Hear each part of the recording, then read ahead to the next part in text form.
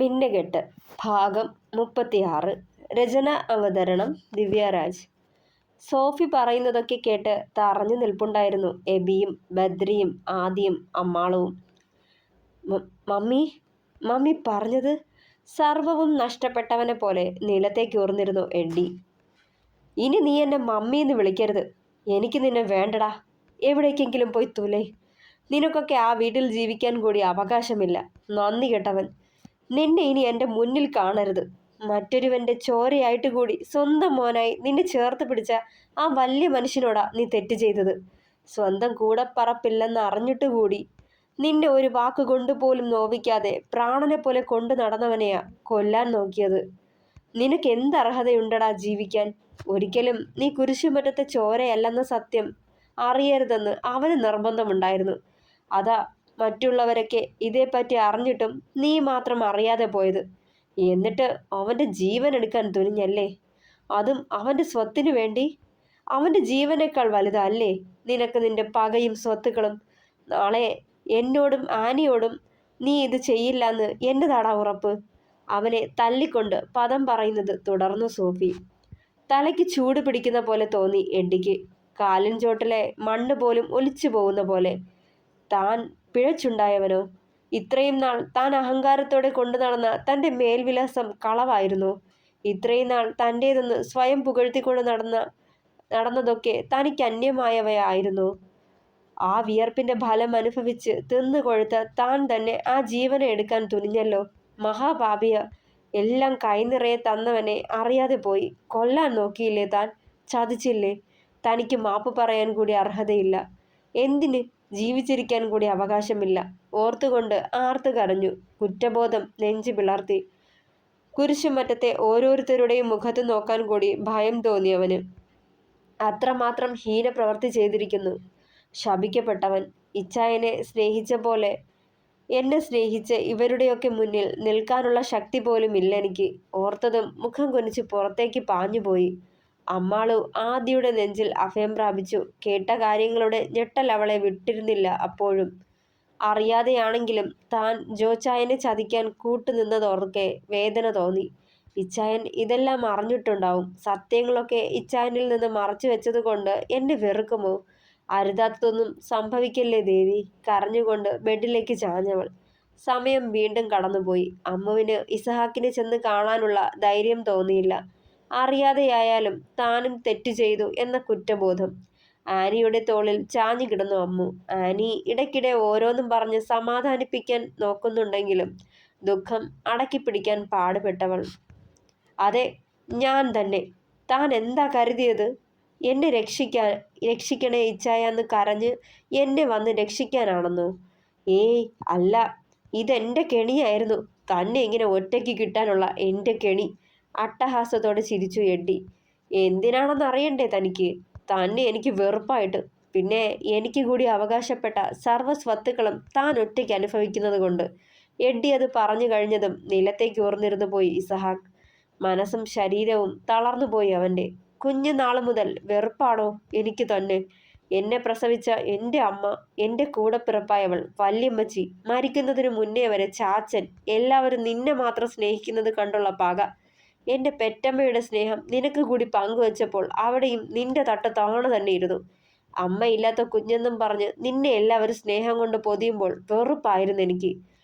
ഞാൻ മോഹിച്ച പെണ്ണാ ടീന. അവളോട് ഞാൻ എൻ്റെ പ്രണയം തുറന്നു പറയാൻ ചെന്നപ്പോൾ അവളത് നിരസിച്ചു. അവൾക്ക് നിന്നെയാ ഇഷ്ടമെന്ന്. ഭ്രാന്ത് പിടിച്ചു. അവളുടെ മുന്നിൽ ഞാനൊരു കോമാളിയായി. അന്ന് നിന്നെ കൊന്നാലൊന്ന് കരുതിയതാ. പക്ഷെ ചെയ്തില്ല. ചാച്ചൻ്റെ സർവ്വസ്വത്തുക്കളും നിന്റെ പേരിലേക്ക് മാത്രം എഴുതി മാറ്റിയപ്പോഴും എനിക്ക് കൂടി അവകാശപ്പെട്ട നമ്മുടെ കമ്പനികളിൽ നിനക്ക് വേണ്ടി വെറുമൊരു ജോലിക്കാരനായി ഒതുങ്ങുമ്പോഴും നിന്നോടുള്ള പക ആളിക്കത്തുകയായിരുന്നു എൻ്റെ നെഞ്ചിൽ. പിന്നെ എൻ്റെ ചിന്ത നിന്റെ പതനമായിരുന്നു. നിന്നെ തകർക്കണം, മാനസികമായി വേദനിപ്പിക്കണം, എല്ലാവർക്കും മുന്നിൽ നിന്നെ ഒരു കോമാളിയാക്കണം. അതിനൊരവസരത്തിനായി കാത്തു. അന്നേരവാ നീ അമ്മാളുവിനെ പ്രണയിക്കുന്നത് ഞാൻ അറിഞ്ഞത്. പക്ഷേ അവളുടെ മനസ്സിൽ നീ ഇല്ലെന്ന് ഞാൻ അധികം വൈകാതെ മനസ്സിലാക്കി. പിന്നെ അവളുടെ പിന്നാലെ നടന്നു. ഒറ്റ ലക്ഷ്യം മാത്രം. ഞാൻ ഉപയോഗിച്ചു വലിച്ചെറിഞ്ഞവളെ മതി നിനക്കെന്ന്. പക്ഷേ അമ്മാളും അവൾ എന്നെ പറ്റിച്ചു കളഞ്ഞു. ഒന്ന് അവളുടെ ദേഹത്ത് തൊടാൻ കൂടി അനുവദിച്ചില്ല. അവളെ എൻ്റെ വരുതിയിലാക്കാൻ ഒരുപാട് ശ്രമിച്ചു, പക്ഷേ കിട്ടിയില്ല. അങ്ങനൊരു ദിവസമാ നീ അവളുടെ വീട്ടിൽ പ്രപ്പോസലുമായി ചെന്നതും അവളുടെ വിവാഹം നടന്നതും. അമ്മുവിനെ വെച്ച് നിന്റെ മാനം കെടുത്തണമെന്ന് കരുതി, പക്ഷേ നടന്നില്ല. അതിനു മുന്നേ അവൾ എൻ്റെ പ്ലാനുകളെക്കുറിച്ച് അറിഞ്ഞു. നിന്നെ ചതിക്കാൻ എന്നോടൊപ്പം കൂടിയവൾ എനിക്കെതിരെ തിരിഞ്ഞു. പക്ഷേ ഭീഷണിപ്പെടുത്തി ഞാൻ അവളെ വീണ്ടും എൻ്റെ വരുതിക്ക് കൊണ്ടുവന്നതാ. അപ്പോഴാ ആ ആക്സിഡന്റ് നടന്നതും പഴയ ഓർമ്മകൾ അവളെ തേടി എത്തിയപ്പോൾ എൻ്റെ ഓർമ്മകൾ അവൾക്ക് നഷ്ടമായതും. ഞെട്ടലോടെ എല്ലാം കേട്ടിരുന്നു ഇസഹാക്ക്. ഒന്ന് ഉരിയാടാൻ പോലും ആവാതെ ശരീരത്തിൽ നിന്നും ചോര പൊയ്ക്കൊണ്ടിരുന്നു. കത്തി മെല്ലെ വലിച്ചൂരി മുറിവിൽ മുറുകെ കൈയമർത്തി. ശരീരത്തിനെയും മനസ്സിനെയും തളർത്തുന്ന വേദന ആകെ കൂടി മരവിച്ച പോലെ ചുമരിലേക്ക് ചാരിയിരുന്നവൻ. എന്നിട്ടും ഞാൻ അവളെ വിട്ടില്ല. ഞാൻ അവളെ പ്രണയിച്ചതും നിങ്ങളുടെ വിവാഹം നടന്നതുമെല്ലാം വീണ്ടും അവളോട് പറഞ്ഞു. പക്ഷേ വിശ്വസിക്കാൻ കൂട്ടാക്കിയില്ല. അന്നും ഇന്നും അവളുടെ മനസ്സിൽ നീ മാത്രമേ ഉള്ളൂ പോലും. നിന്നെ ചതിക്കാൻ കൂട്ടു നിൽക്കില്ല പോലും. അവളോട് എനിക്ക് വല്ലാത്ത മോഹമായിരുന്നു. അറിയാതെ എൻ്റെ നെഞ്ചിൽ കയറിപ്പറ്റിയ അവളുടെ ഉടലഴക്. നീ അവളെ പ്രണയത്തോടെ നോക്കുന്നത് പോലും എന്നെ ചൊടിപ്പിച്ചു. നിന്നെ കൊണ്ട് അവളുടെ ശരീരത്തിൽ തൊടിയിക്കരുതെന്ന് താക്കീത് കൊടുത്തതാ. പക്ഷെ കേട്ടില്ല അവൾ. നീയും അവളും ഒന്നായത് തന്ത്രപൂർവ്വം ഞാൻ അവളിൽ നിന്നും മനസ്സിലാക്കി. എന്നിട്ടും ഞാൻ അവൾക്കൊരവസരം കൂടി കൊടുത്തു, നിന്നെ എന്നേക്കുമായി ഉപേക്ഷിച്ചു പോവാൻ. പക്ഷേ കേട്ടില്ല അവൾ. നിന്നെ ദ്രോഹിക്കാൻ അവൾ സമ്മതിക്കില്ല പോലും. അതുമാത്രമല്ല, ഞാൻ അവളോട് പറഞ്ഞതൊക്കെ ആനിയോട് ചെന്ന് പറയുകയും ചെയ്തു. ഇനി അമ്മാളുവിനെ ശല്യം ചെയ്താൽ എല്ലാവരെയും എല്ലാം അറിയിക്കുമെന്ന ഭീഷണി വേറെയും. എൻ്റെ പദ്ധതികളൊന്നും നടക്കില്ല എന്ന് മനസ്സിലായി. അമ്മാളു ഞാൻ പറഞ്ഞത് അനുസരിക്കില്ലെന്ന് ഉറപ്പായി. നിന്റെ മരണം അത് ഞാൻ നേരത്തെ ഉറപ്പിച്ചിരുന്നതാ. പക്ഷേ അതിനു മുന്നേ നീ എല്ലാവരുടെയും മുന്നിൽ തോറ്റു കാണണമെന്ന് ആഗ്രഹിച്ചു. അതിനായി കളിച്ച കളികളൊന്നും വിജയിച്ചില്ല. നീ ഇല്ലാതായാൽ മാത്രമേ എനിക്ക് അർഹതപ്പെട്ടത് എൻ്റെ കയ്യിലെത്തുകയുള്ളൂ. നിന്റെ മരണശേഷം നിന്റെ സർവ്വ സ്വത്തുക്കളുടെയും അധികാരം അവൾക്കാവും. അവളിൽ നിനക്കൊരു കുഞ്ഞു പോലും ആവാത്ത സ്ഥിതിക്ക് അവളെ വിവാഹം കഴിച്ചാൽ അതെല്ലാം എൻ്റേതുമാവും. നിന്റെ ഹൃദയമായിരുന്നവളെ സ്വന്തമാക്കാനുള്ള കൊതി കൊണ്ടല്ല എന്നെ ചതിച്ചതിന് അവൾക്കുള്ള ശിക്ഷ. അട്ടഹാസത്തോടെ അവനത് പറയുമ്പോൾ നെഞ്ചു നീറിപ്പുകഞ്ഞു ഇസഹാക്കിന്റെ. ചതിക്കപ്പെട്ടിരിക്കുന്നു, അതും ഇത്രയും നാൾ കൂടപ്പിറപ്പായി കണ്ടവനാൽ. ജീവനെ പോലെ സ്നേഹിച്ചവൾ ഒന്നും തന്നോട് തുറന്നു പറയാതെ വിശ്വാസവഞ്ചന കാട്ടിയിരിക്കുന്നു. ഇവിടെ കിടന്ന് മരിക്കാനാ നിന്റെ വിധി. അപ്പോ ഞാൻ പോവുക പള്ളിയിലേക്ക്, നിന്റെ ഉറ്റ തോഴന്റെ മനസമ്മതം കൂടാൻ.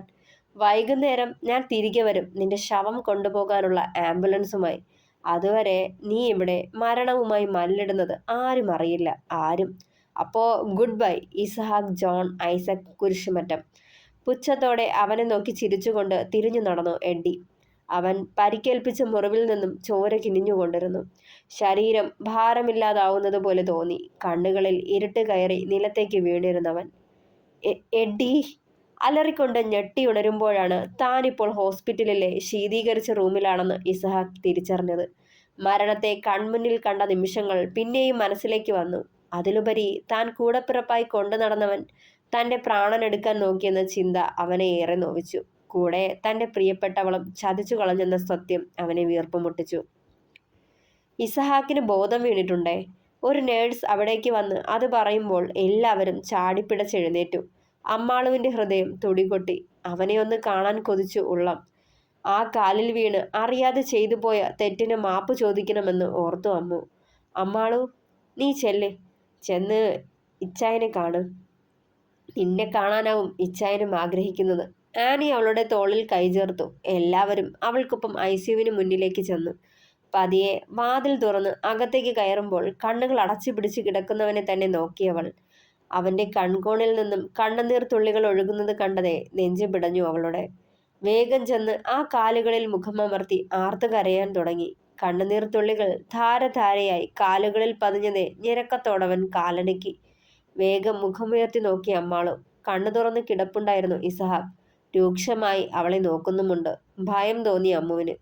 ഇച്ചായ വിറയോടെ വിളിച്ചതും മുഖം വെട്ടി തിരിച്ചു ഇസഹാക്ക് വെറുപ്പോടെ. അത് കണ്ടതേ അതുവരെ സംഭരിച്ചു വെച്ച ധൈര്യമെല്ലാം ചോർന്നുപോയി.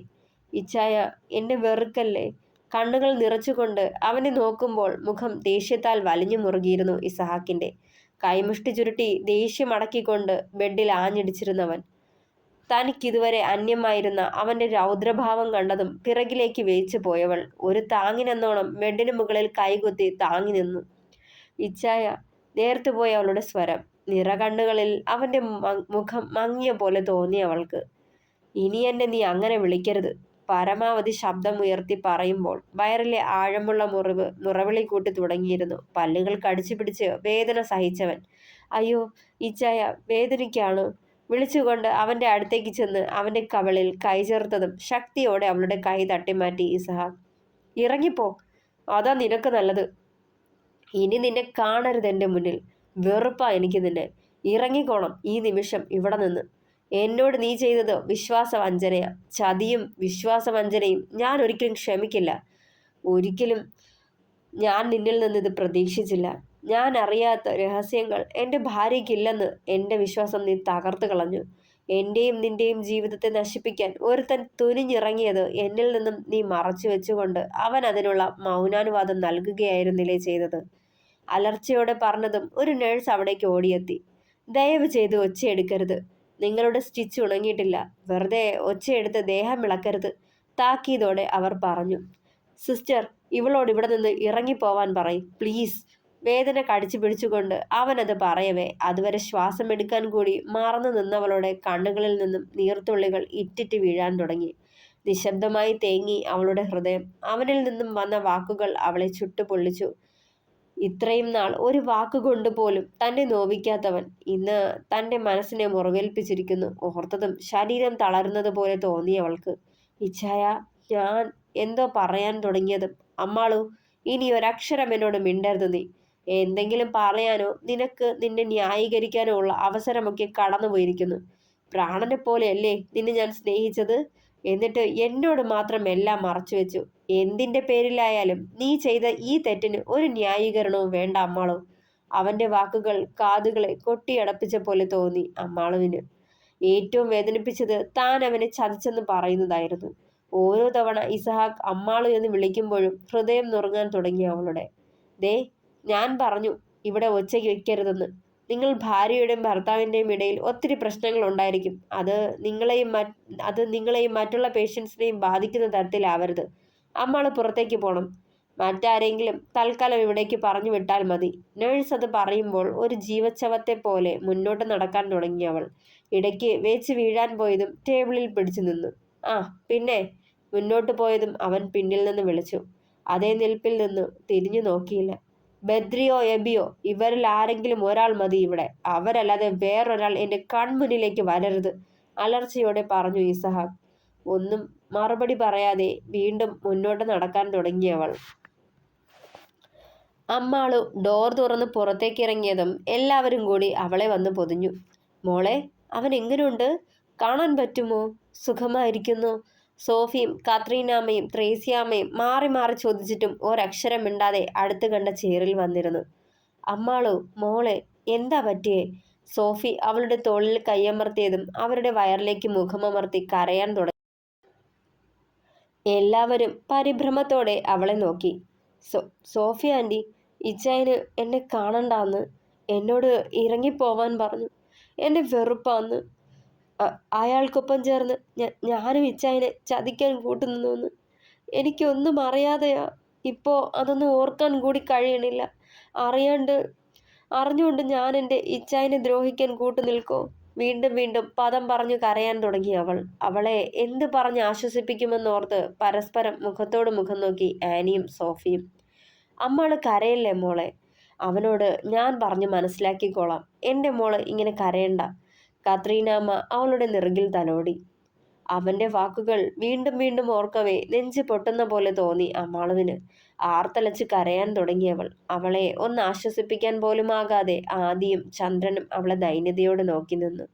ഡാ ബദ്രി, ഞാൻ അവൻ്റെ അടുത്തേക്കൊന്ന് പോവാ. അവൻ്റെ അടുത്തും ആരെങ്കിലും വേണമല്ലോ.